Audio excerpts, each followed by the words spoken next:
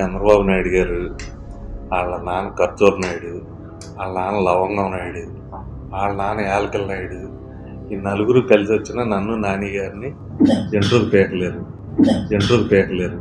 అధికారం శాశ్వతం, మేమే అధికారంలో ఉంటాము అని చెప్పి అహంకారంతో, అధికార మదంతో కళ్ళు మూసుకుపోయి వంశీ ఏం మాట్లాడాడండి?